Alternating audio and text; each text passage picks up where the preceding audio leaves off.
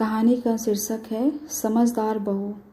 उफ, ये दाल है या नमक ही नमक। भैया देखो तो आज भाभी ने फिर से खाने में नमक ज़्यादा डाल दिया। जिया ने शिकायती लहजे में अपने भाई करण से कहा। करण ने भी जैसे ही पहला कौर सब्जी के साथ लगाकर खाया तो वह भी गुस्से से बोला, निधि ये क्या है? ध्यान कहाँ रहता है तुम्हारा? सब्जी में इतना ज़्यादा नमक? ज़रूर कहीं मोबाइल फ़ोन में लगी हुई होगी, इसलिए लगता है खाने में नमक 2 बार डाल दिया है। करण की माता जी ने भी मुंह बनाकर कहा। रसोई घर में रोटियां सेक रही निधि सब सुन रही थी तो उसे बुरा लगा। उसकी वजह से बेकार में सबके खाने का जायका बिगड़ गया। खैर, वो तेज़ी से फ्रिज में से दही निकालकर जल्दी से प्याज टमाटर काट कर उसे छौंक कर ले आए, जो कि बिल्कुल पनीर भुजिया की तरह झटपट बनकर तैयार हो जाता है। और सबको परोसते हुए बोली, आज इसे खाइए।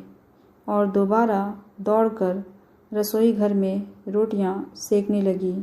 उसे अच्छे से स्मरण था, उसने सब्जी में सभी मसाले नमक तय मात्रा में ही डाले थे। फिर ये अचानक नमक का तेज होना। लेकिन ये केवल आज ही नहीं हुआ, बल्कि बीच बीच में कई बार उसकी बनाई सब्जी में कभी नमक तो कभी मिर्च तेज हो जाती है, और तो और कभी पानी। तभी उसे खाने की टेबल पर बैठे सभी घर के सदस्यों के चेहरे याद आ रहे थे। सबके चेहरे या तो उतरे हुए थे या नाराज़ थे, मगर केवल उसकी छोटी ननद जिया वो मुस्कुरा रही थी। कहीं इन सब शरारतों के पीछे वही तो नहीं है? पर बिना सबूत के वो कैसे करण या अपनी सासू माँ ससुर जी से कहे? और कोई भी भाई या माता पिता अपनी बहन बेटी की शरारत को कैसे मानेगा? निधि ने सोचना शुरू किया कि क्यों उसकी ननद उसके साथ ऐसा कर रही हैं।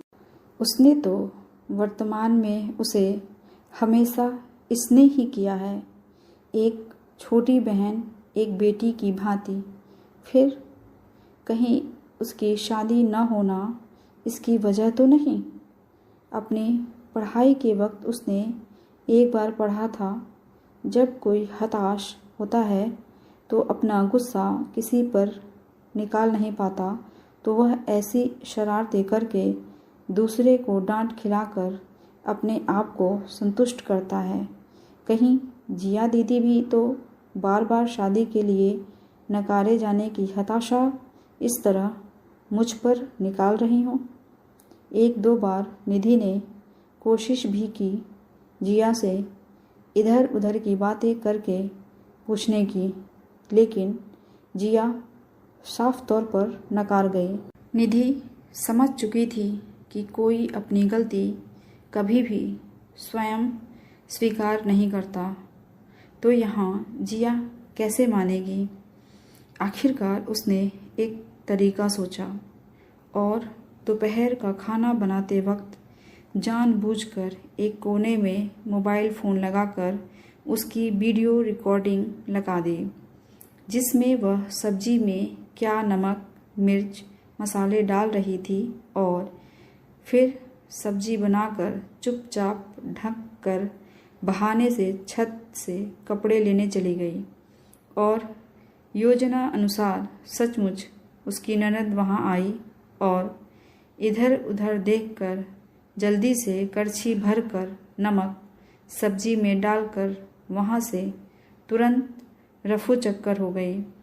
कुछ देर बाद करण फैक्ट्री से लौटकर लंच करने आया तो निधि ने सबको दूसरी सब्जी परोसी। ये देखकर करण बोला, निधि आज तो तुमने राजमा चावल बनाने के लिए तैयारियां की थी। तो फिर ये आलू मटर रोटी? निधि ने करण से कहा। हाँ, वो राजमा थोड़े ज़्यादा नहीं गले। इस बार दुकान वाले ने अच्छे क्वालिटी के नहीं दिए। उसे जाकर दिखाऊंगी। खैर, आप आज आलू मटर खा लीजिए। क्यों देर करते हैं? आज जिया दीदी को अपनी फ्रेंड के साथ बाहर जाना है ना दीदी? हाँ भाभी, कहकर जिया ने भी चुपचाप खाना खा लिया। जिया के बाहर चले जाने के बाद निधि ने करण और अपने सास ससुर सबको कमरे में बुलाया और कहा, ये देखिए, आप सभी को लगता था कि मैं भुलक्कड़ हो गई हूँ, मोबाइल फ़ोन पर लगी रहती हूँ, इसलिए कभी नमक तो कभी मिर्च और कभी पानी सब्जी में ज़्यादा हो जाता है। देखिए, मैं तो सब कुछ अच्छे से डालती हूँ, मगर जब सब ने वीडियो रिकॉर्डिंग देखी तो सब दंग रह गए। तो करण ने कहा, तुम्हें ये सब जिया के सामने बताना चाहिए था, ताकि उसे सबके सामने। वही तो मैं नहीं चाहती करण। देखिए, ईश्वर की दया से आज नहीं तो कल जिया दीदी की शादी हो ही जाएगी। लेकिन वहाँ भी अगर उन्होंने अपने ससुराल में अपनी इसी तरह की शरारतें और दूसरों को नीचा दिखाने की आदतें जारी रखी तो उनका वहाँ सबसे निभाना मुश्किल हो जाएगा।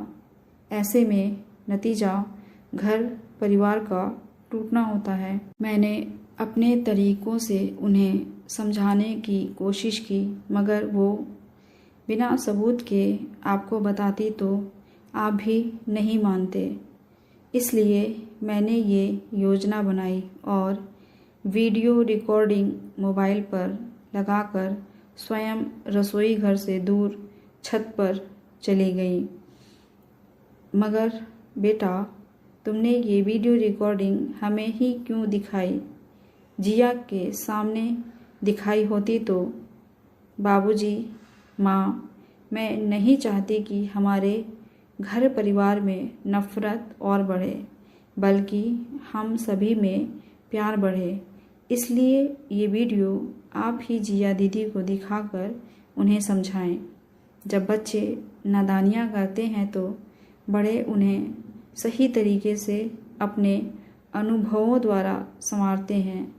यूँ तो जिया मेरी ननद है, मगर मेरी छोटी बहन मेरी बेटी की तरह, और कोई भी माँ अपने बच्चे को नीचा नहीं दिखाती, बल्कि उसे इस तरीके से समझाया करती है कि उसकी ज़िंदगी हमेशा खुशियों से भरी रहे। माँ, बाबूजी, आप सभी उन्हें प्यार से समझाएंगे तो वह जल्दी और अच्छी तरह समझ जाएंगी। अचानक करण के माता पिता ने आगे बढ़कर निधि को सीने से लगा लिया और कहा, बेटा, तुम्हारी जैसी समझदार बहू हर घर परिवार में ईश्वर सभी को दे, जो अपने परिवार को बखूबी निभाना जानती है, जो घर तोड़ने में नहीं बल्कि घरों को जोड़ने में लगी रहती है। ईश्वर तुम्हें सभी खुशियों से भरा रखे, कहकर दोनों ने निधि के सिर पर स्नेहिल हाथ रख दिया।